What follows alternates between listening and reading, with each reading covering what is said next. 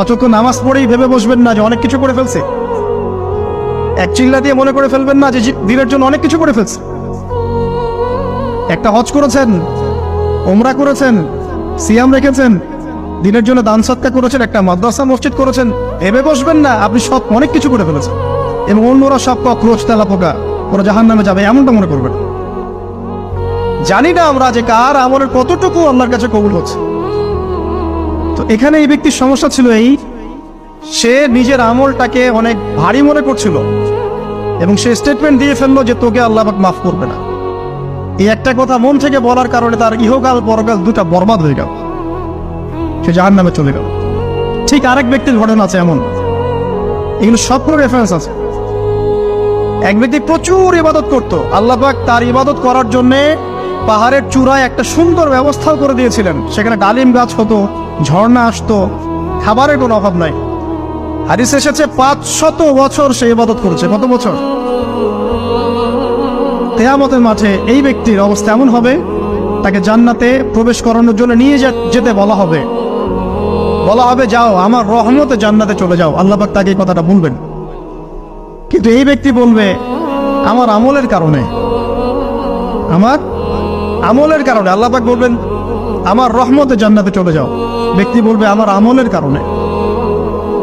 আল্লাহ রাব্বুল আলামিন তখন তাকে দেওয়া সমস্ত নেয়ামত গুলোকে এক পাল্লায় করবেন আর তার সমস্ত আমলকে আরেক পাল্লায় করবেন। তারপর দেখা যাবে আল্লাহর সমস্ত নেয়ামত তার একটা চোখের সমান হয় নাই। কথা কি বুঝতে পারছেন? একটা চোখের যে নেয়ামত আল্লাহ পাকের, সমস্ত আমল ও 500 বছরের ইবাদত এতটুকু হয়নি।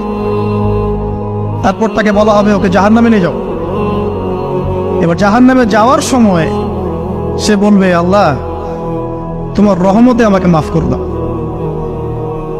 তখন আল্লাহ পাক তাকে আবার ডেকে নিয়ে আসবে, বলবেন যে তোমাকে যে আমি ইবাদত করার জায়গা করে দিয়েছিলাম এটাকে তুমি নিজে করেছো না আমি করেছি? সে বলবে আপনি করেছেন। তোমাকে যে আমি সৃষ্টি করেছিলাম তখন কি তুমি কোন আমল করেছিলে?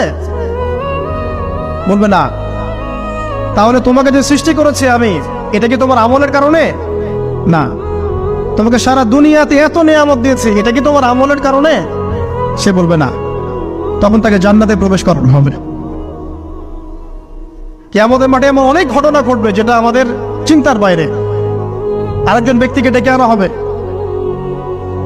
যে ব্যক্তি একটা দুটা নয় বরং 100টা খুন করেছে। সে 99 জন মানুষকে হত্যা করার পর ফতোয়া খুঁজে বেড়াচ্ছিল যে আমার তওবা কবুল হবে কিনা। একজন আবেদের কাছে গিয়েছে। আবেদ আর আলেম কিন্তু এক জিনিস না। আবেদ মানে যে প্রচুর ইবাদত করে, তার জ্ঞান কম, সে শুধু জানে কিভাবে ইবাদত করতে হয়। আলেম হচ্ছে সে যে শরীয়তের গভীর জ্ঞান জানে আবার ইবাদতও করে। আবার যারা জ্ঞান আছে আমল নাই, সেও কিন্তু প্রকৃত আলেম না। প্রচুর জ্ঞান আছে কিন্তু জ্ঞান অনুযায়ী আমল করে না, সেও কিন্তু প্রকৃত আলেম নন। এবার আসেন, তো এই আবেদের কাছে গিয়ে সে বলছে আমার কি ক্ষমা হবে? আমি 99টা খুন করেছি। সে বলল তোমার আবার ক্ষমা? তোমার ক্ষমা নাই। তখন এই ব্যক্তি এই আবেদকে হত্যা করে 100টা খুন পূর্ণ করলো, ওকেও সে মেরে ফেলছে। আমার ক্ষমাই হবে না তো তোর বেঁচে থাকার কি দরকার, তুইও মর। কি বুঝতে পারলেন? বর্তমান বিশ্বের উগ্র মাথার পলিটিশিয়ানদের মতো অবস্থা। আমার দেশের সমস্যা, তোর দেশ পারমাণবিক বোম্বের উড়াই দিব, মানে এরকম একটা অবস্থা। তো আল্লাহ রাব্বুল আলামিন এই ব্যক্তির মধ্যে একটা চেতনা তৈরি করলেন যে আমাকে তওবা করতে হবে। সে তখন সার্চ করতে লাগলো আরো কোনো আলেম আছে কিনা। এরপর অনেক দূরে একজন আলেমের সন্ধান পাওয়া গেল। সে সেখানে গেল, তাকে গিয়ে বলল আমার কি ক্ষমা হবে? সে আলেম তাকে বলল হ্যাঁ তোমারও ক্ষমা হতে পারে, যাও তুমি ইস্তেগফার করো এবং এই এলাকা থেকে অন্য এলাকায় চলে যাও। মানে যে এলাকায় তুমি অনেকদিন ছিলে, যেখানে তুমি অনেক পাপ কাজ করেছো, এখানে থাকার দরকার নাই। তওবা করে তুমি অন্য কোথাও চলে যাও, নতুন একটা জীবন শুরু করো। এখানে থাকলে হবে কি, তোমার স্মৃতিগুলো তোমাকে তাড়িয়ে বেড়াবে এবং মানুষ তোমাকে খারাপ নজরে দেখতেই থাকবে, তুমি তখন কষ্ট পাবে। এজন্য তুমি চলে